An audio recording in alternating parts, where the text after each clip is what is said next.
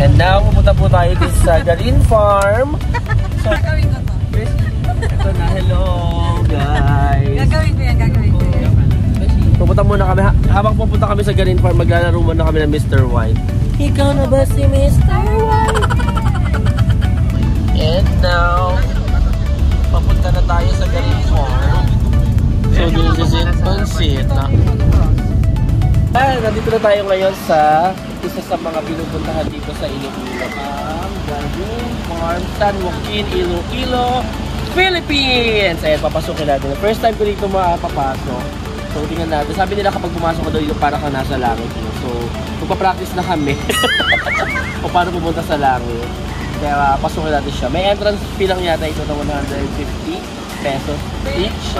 Siguro para sa maintenance nung pinakalugar. No? Susulitin natin yung pagpasok dito. Bagamat mainit, ilalaban natin kasi baka matagal-tagal pa ulit bago tayo makabalik dito. No? Baka yung susunod langit na. Let's go.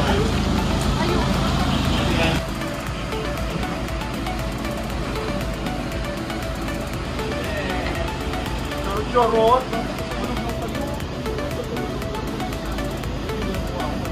Mula ang lahat sa mga gawa ng Panginoon.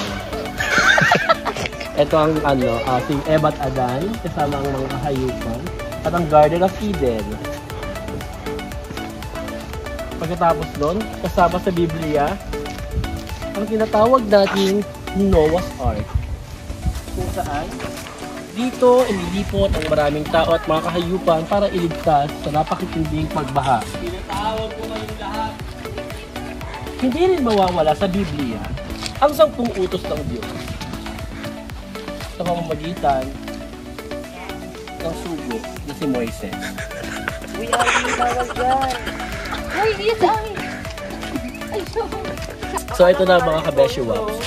Magsisimula na yung pag-akyat natin sa pinakatuktok yung Garin Farm Pilgrimage. Yung sabi ng ate kanina na nakasalubong natin, 400 steps daw ito. So hindi ko alam kung kakayanin namin. Pwede bang hanggang 12 lang?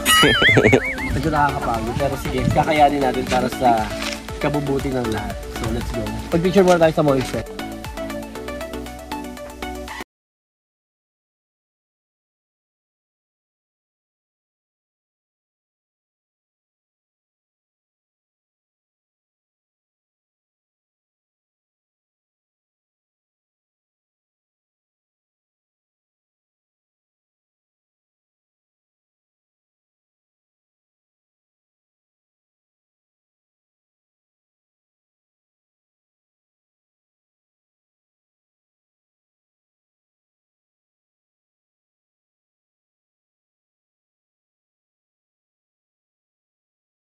Tarantala, sila ay natunton. Kaya naman dinalaw sila ng 3 hari upang maghandog ng mga regalo. Let's go. Ang ating ikalawang station, mga kapamilya, ang pagbibinyag kay Jesucristo. Saan siya bininyag? Sa batis ng ilog ng Jordan. Kaya ako Loriland. Ayan, kung saan bininyagan si Jesucristo sa ilog ng Jordan. Dito tayo ngayon sa susunod nating station, Triumphant Entry of Jesus Christ to Jerusalem, kung saan welcome siya. Pumihin ng Diyos! Isa siya sa mga gumanap sa Sinacolor. Go, paano yun, Mean? Ay, naku yun! Pumihin! Pumihin! Sabi niya to, no?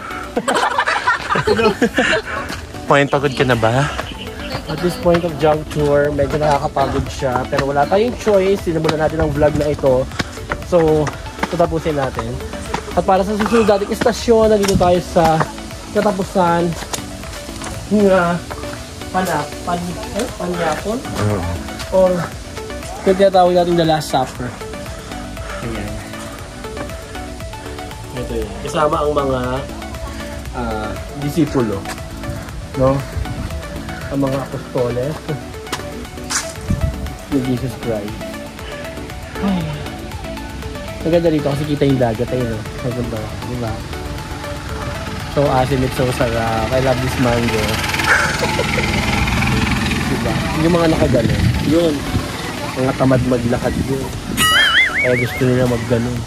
Ano pang essence na ginawa nila kaganon? Ganito. Kung papayagan din pala nila magganon. Ay, hindi ko maintindihan. Ang kamay ko lang gusto ko ano yung pang-unawa. Tuloy mo na. Ayun pa kayo next. Susunod ay ang pananalangin ng Yesu Cristo sa Gethsemane. Dahil according sa Bible, nakita namin ito ang mga mangyayari sa inakaraan. Kaya kasama sa ilan sa mga alagad niya, siya ay nanalangin sa hardin ng Gethsemane. Siya ay nagpasama. Sinabi niya pa nga dito, diba? Hindi niyo ba ako masasamahan kahit isang oras lang? May ganun siya. Mga chuchar.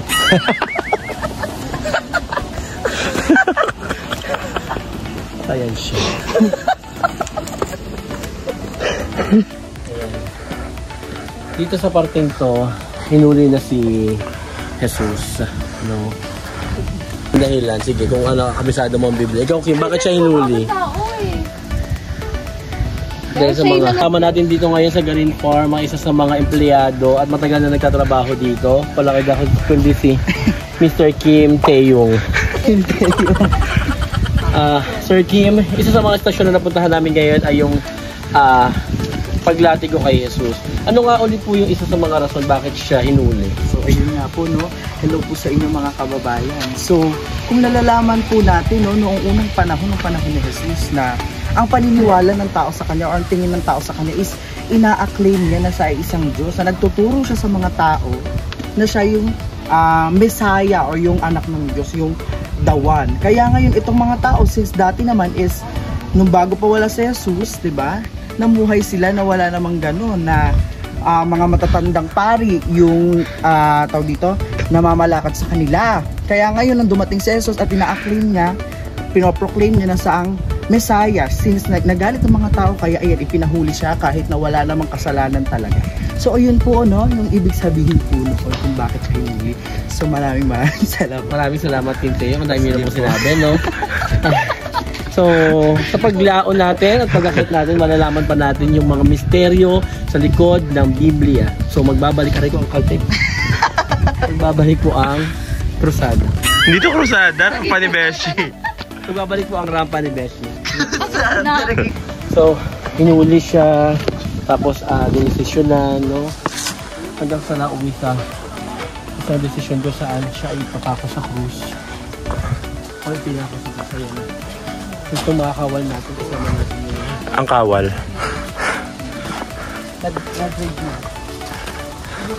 Bagamat may mga naniniwala sa kanya, hindi pa rin ito sapat upang siya ay mapawalang sala. Kaya siya ay hinatulan ng pagtako sa krus.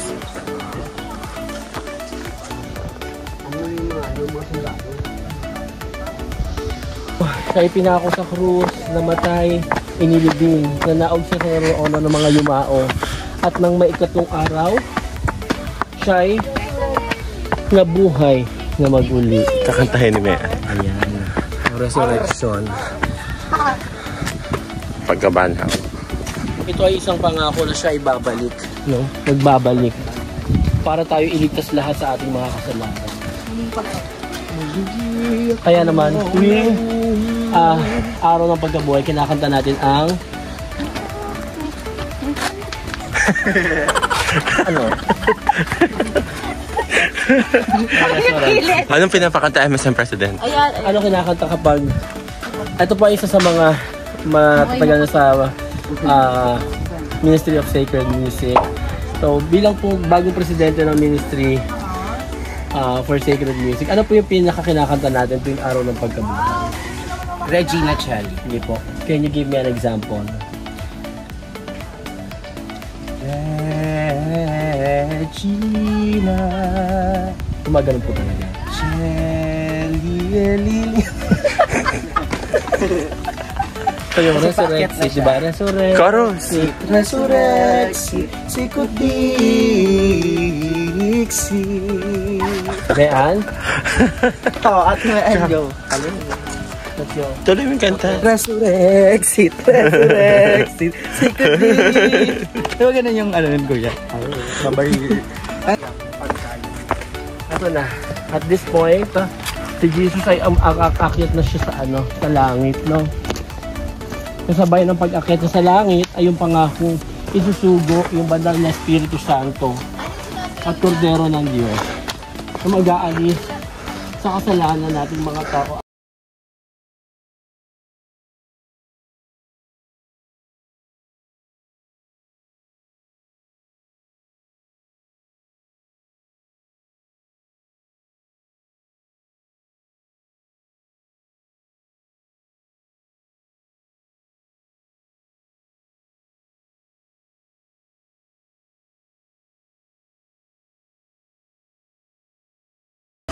I-feed mo. Tunnel ng, parang imitation of purgatory. Imitation of purgatory. And then, Para punta sa new life. papunta doon sa new life, no? Medyo madilim siya talaga para ma-experience natin siya. Papasukin natin. Tapos, tingnan natin kung ano yung pinaka makikita na sa dulo. So parang pag pumasok ka daw dito, ganun din yung experience mo na papunta doon sa kabilang ito. So, kulang tayo kasi medyo niligalan.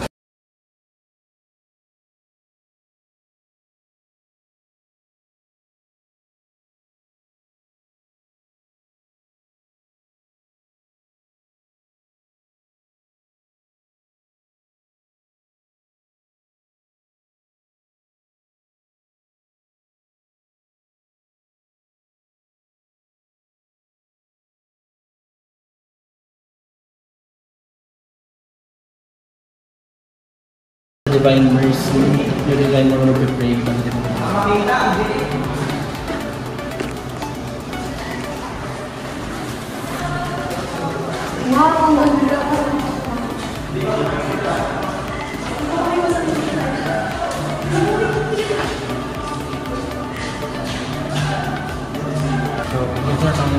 tayo. Kita ko na yung liwanag na yun.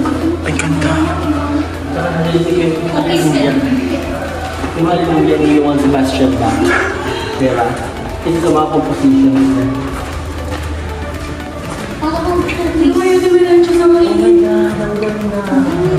Punta ka dyan. Tayo ka na dyan. Mag-spill ka na. Go na. Mag-spill ka daw. Kaya mo yan. Medyo, siya, medyo masakit sa mata sa sobrang liwanag. Pero yung sobrang ganda guys, sobrang asli. Sige naman. How it feels. Pagpunta ka sa kabilang langit guys, tinanggal mo yung guys. Sabi nila, sa kabilang mundo.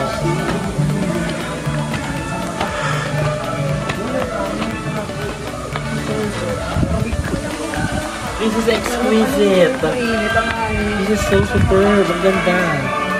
I have to use my sunglasses na kasi sobrang nakakasilaw siya. Yeah. Ay, take a pic. Picture na tayo, bro. Ano po masasabi ninyo dito sa pinunta natin na ganun pilgrimage? Ano po masasabi niyo? Ano po yung pinaka-trivia na ibibigay niyo sa akin? Hindi ko alam. Diba? Ang saya ni Padre kasama. Maganda, super. So ngayon, iikot ko kayo dito sa pinaka-tuktok nung Garing Farm Pilgrimage. Pagpasok mo pa lang, ang liwanag na. So, medyo maliwanag kasi katanghalian tapat kami umakyat. Kaya kailangan kong gumamit ng sunglasses. Nakakasilaw siya. At yung pinaka-loob niya, eto na. Ayun na yung Trinity, Holy Trinity. The Holy Trinity. Say na God the Father, God the Son, tas Holy Spirit. Nakaka-Espiritu Santo. Top of the Garing Farm Pilgrimage. So, pure ng soul at saka nakaka-refresh. Thank you, Lord, for this wonderful experience. Masaya ang aking puso dahil dati sa ko lang ito napapanood sa mga vlog. May nakalagay back to world. First, kapag pumunta ka sa langit, ang sabi nila, meron kang chance uling makabalik sa mundo. So, babalik na tayo. Back to the world. So, magbabalik mundo na tayo. back to the world. So let's go. Bye guys. Let's do this.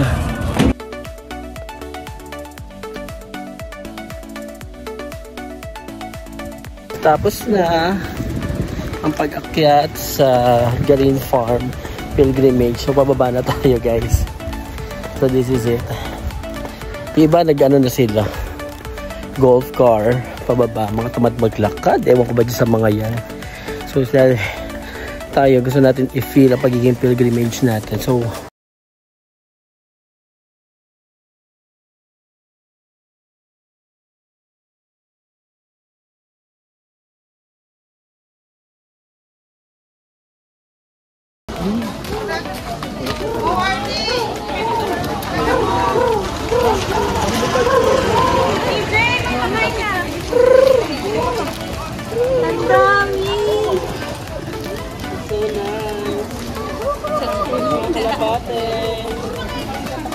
lumapit kayo sa akin mga kalapati.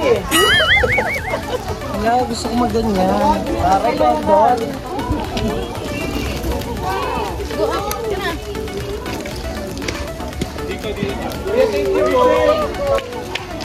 Hoy!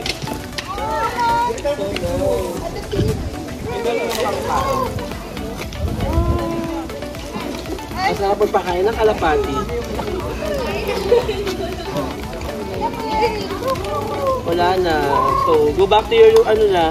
Go back to your property. Pababa na po kami ngayon. Natapos na rin yung aming ano. Pagpunta doon sa Garin Farm pilgrimage. Nakakapagod, masakit sa tuhod, at sobrang init, ang sakit sa balat ng init. At saka pagdating mo doon nakakasila, wala kang halos makita. Sa sobrang liwanag at katanghalian tapat pa kami pumunta. Pero worth it yung experience kasi nakaka-refresh ng soul. Parang yung feeling mo talaga na galing ka sa kalangitan. Tapos binaba ka uli ng langit. Ayan, so tanongin natin iba natin mga kapamilya kung ano experience nila sa Garin Farm. Let's have Miss PJ Binebese. PJ, so how was your experience? Masaya po, kahit po mainit sobra. As in, maganda po yung part na maliwanag, tapos pumasok ka sa madilim, tapos maliwanag po ulit. Tapos niluwa ka po ulit na lang. So, burnagan na po kami. Yeah. River. This is the river. This is the river. So let's have now one of the strongest youth ministers of Padua Parish. Siya po ang buhay na patotoo na makakasira talaga ang pagtatrabaho ng pag-youth ministry. Let's have Mae Naconda doon. Mae Naconda. So how was your experience sa Garin Farm pilgrimage? Totoo. Pag nasa langit, pag First time mo ba makakit doon? Oo, makakit sa taas. Kasi lagi lang ako nasa labas, gano'n. Labas sa bahay nila, gano'n. Padalas po kasi si Mae. Nakakapagod, nanginginig na yung television. Oo. Tanungin naman natin yung mga kaibigan natin, hindi na-experience yung paglalakad dahil gumamit sila ng sasakyan. Let's have our amlodibin sisis. Let's have Razel and Malen. So, ano ang pakiramdam na sumakay sa golf car? Masaya. Masaya naman, masarap. Masaya ang nakikita namin kayo napapagod. Sama ng mga ugali yung mga hayop kayo. Tapos papasok din kayo sa langit. Oo. Nakapasok naman kami, niluwa nga lang kami. Hindi kami naglakad. Napagod kaya kami. Buti nagkasya kayo doon sa mga Muntik na. Buti kinaya kami nung So ano yung may papayo niya sa mga pupunta pa dito at bibisita? Mura lang. Pag pumunta kayo dito, sakay na lang kayo. Oo. Mura lang. Tinuruan nyo sila mag-pilgrimage. Tapos kapag malilim naman, lakad kayo. Pero kung ganito kainit, sakay na lang kayo.